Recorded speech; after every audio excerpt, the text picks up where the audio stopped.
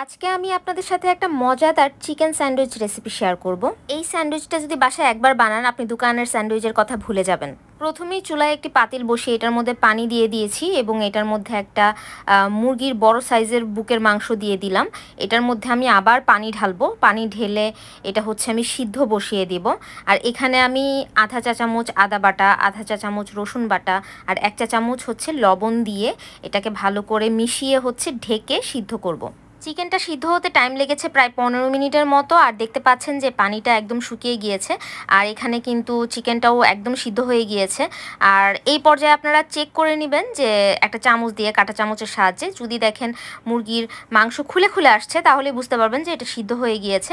এখন মুরগির মাংসটা আমি ঠান্ডা হতে সাইডে রেখে দিলাম। আর এই ফাঁকে হচ্ছে আমি মেয়োনিজটা বানিয়ে নিচ্ছি। মেয়োনিজ বানানোর জন্য একটা রুম টেম্পারেচারের ডিম আমি ব্লেন্ডারের জগে দিয়ে দিলাম। আর আধা চা চামচ হচ্ছে সাদা গোলমরিচের গুঁড়া দিয়েছি, আর একটু লবণ দিয়েছি, একটা রসুনের পোয়া দিয়েছি আর 1 টেবিল চামচ চিনি দিয়েছি আর একটু হচ্ছে তেল দিয়ে এটাকে আমি ব্লেন্ড করে নিচ্ছি। আর তেলটা আমি একটু একটু করে মিশাবো। এই একটা ডিমের মধ্যে আমার আধা কাপের মতো তেল লেগেছে। আমি একটু একটু করে তেল মিশাতে থাকবো আর হচ্ছে এটা ব্লেন্ড করতে থাকবো। এটাই হচ্ছে মেয়োনিজ বানানোর একটা প্রসেস। এই পর্যায়ে আমি 1 টেবিল চামচ হচ্ছে লেবুর রস দিয়ে দিচ্ছি। আর এখানে আমি ভিনেগার ইউজ করছি না, কারণ আমি যেহেতু এই মেয়োনিজটা স্টোর করব না, আমি এখনই এটা ইউজ করে ফেলবো এবং খাওয়া হয়ে যাবে। এখানে দেখতে পাচ্ছেন মেয়োনিজটা কিন্তু একদম কমপ্লিট হয়ে গিয়েছে যেরকম আমি চেয়েছিলাম। তো এটাকে আমি সাইড করে রেখে চুলায় একটি প্যান বসিয়ে দিব আর পরিমাণ মতো তেল দিয়ে দিব। তারপর দিয়ে দিচ্ছি পেঁয়াজ কুচি। এখানে আমি একটা বড় সাইজের পেঁয়াজ ইউজ করেছি। আর এই পেঁয়াজটাকে আমি পেঁয়াজের গন্ধটা যাওয়া আগ পর্যন্ত একটু সটে করে নিব। এটাকে একদম লাল করা যাবে না, গোল্ডেন করে ভাজা যাবে না। এটা যখন পেঁয়াজটা মজে যাবে বা এটার পেঁয়াজের স্মেলটা চলে যাবে তখনই আমি চুলাটা বন্ধ করে দিব। এই যে দেখতে পাচ্ছেন এরকম যখন কালার হয়েছে তখন কিন্তু আমি চুলাটা বন্ধ করে দিয়েছি। আর এরপর এই পাশাপাশি কিন্তু মুরগির মাংসটা ঠান্ডা হয়ে গিয়েছে। আর এখন আমি এটা একটা কাঁটা চামচের সাহায্যে হাড় থেকে মাংসটাকে ছড়িয়ে নিচ্ছি। আপনার যেভাবে সুবিধা, আপনি যদি হাতে চান হাতেও করতে পারেন। আমি কাঁটা চামচের সাহায্যে আমার কাছে সহজ মনে হয়েছিল তাই আমি এটা ছুটিয়ে নিয়েছি। এরপর হচ্ছে আমি আরেকটু ছোট ছোট ছোট করে কাটার জন্য আমি ছুরির সাহায্যে মাংসগুলোকে আরও ছোট ছোট করে কেটে নিচ্ছিলাম। যখন মাংসগুলো এরকম একদম ঝুরি ঝুরি হয়ে যাবে তখন বুঝবেন আপনারা একদম চিকেনটা রেডি। আর এখানে আমি একটা শসা কেটে নিয়েছি আর একটা গাজর ছিলে নিয়েছি। এটাকে আমি ভালো করে গ্রেট করে নিব। আর এই চিকেন স্যান্ডউইচটা যে কী পরিমাণে মজা আপনারা বাসায় আসলে না বানিয়ে খেলে বুঝবেন না।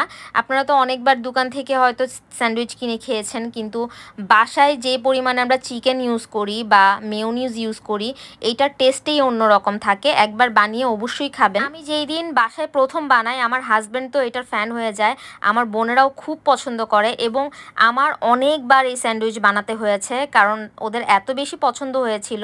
আমার হাজব্যান্ড কয়দিন পর পরই বায়না ধরে যে আমি যেন এই স্যান্ডউইচটা বানাই। ভিডিওতে দেখতে পাচ্ছেন যে আমি এখানে কিন্তু শসা ভালো করে পানিটা চিপে ফেলে দিয়েছি আর হচ্ছে গাজরের পানিটাও আমি একদম চিপে ফেলে দিয়েছি। এটা কিন্তু পানি সহ দেওয়া যাবে না, কারণ শসা থেকেও পানি বের হয়, গাজর থেকেও পানি বের হয়। তো অবশ্যই এটা ভালো করে চিপে এটার পানিটা ফেলে দিতে হবে। শসার পানিটা এখানে ফেলে না দিয়ে কিন্তু আপনারা রূপচর্চার ক্ষেত্রেও ইউজ করতে পারেন।